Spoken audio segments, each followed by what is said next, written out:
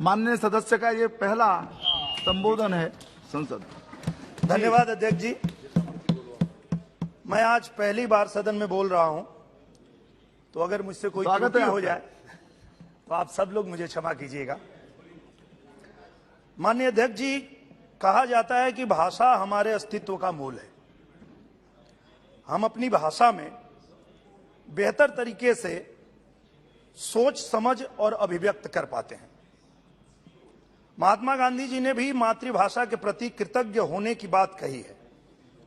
इसी भावना के साथ पिछले 5 दशक से करोड़ों भोजपुरी भाषी एक आस लगाए बैठे हैं कि भोजपुरी को संवैधानिक दर्जा मिले, उसे संविधान की 8वीं अनुसूची में शामिल किया जाए।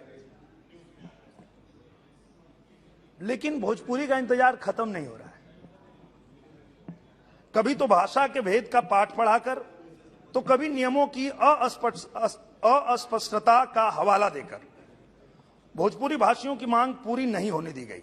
अध्यक्ष जी, भारत से अलग मॉरिशस की पहल पर यूनेस्को ने भोजपुरी संस्कृति के गीत गौनई को सांस्कृतिक विरासत का दर्जा दिया, लेकिन पहले के केंद्र की सरकारों ने कभी कोई ठोस प्रयास नहीं किया।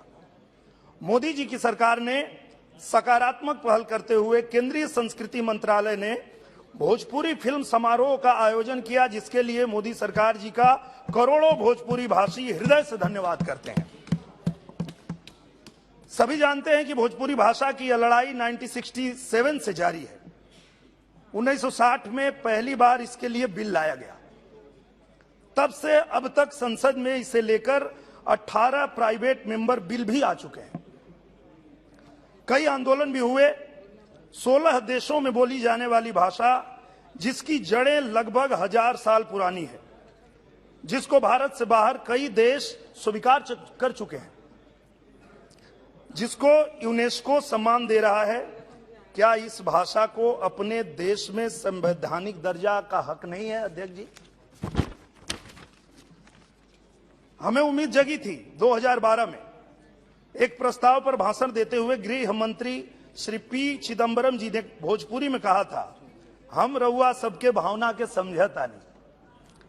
हम मानसून सेशन में भोजपुरी को मान्यता देने के लिए बिल लाएंगे, लेकिन तत्कालीन सरकार ने हमारी उम्मीदों पर पानी फेर दिया। अध्यक्ष जी, तत्कालीन गृह मंत्री ने सदन में आश्वासन देकर अपने बात से पीछे हट गए और भोजपुरी के सम्मान के लिए उन्होंने कुछ नहीं किया।